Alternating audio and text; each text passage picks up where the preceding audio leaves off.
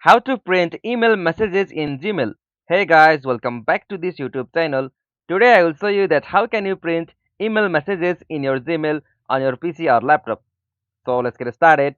On this process, at first you'll have to open the Gmail on your browser. So after opening the browser in the search field, you'll have to type for gmail.com.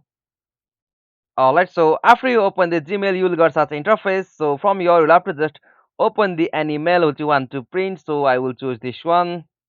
Alright, so after you open the email on your Gmail app, you'll get such interface. So now from here to print that message, you'll have to just go with the icon like print. So it will appear at the top right corner. So simply you have to click on that print option, or you can also use the shortcut key like Control plus P. So you can also use that shortcut key, and after you use that key, you'll be able to see this print interface. So from here, you can as usual select the pages of that email which you want to print, or you can also choose the destination like you have to choose your printer here, and from there after you choose the pages, your layout and your color, you'll have to just tap on the option print. So after you click on that print option, you'll be able to easily print your email messages in Gmail. So this is the easiest and simplest method.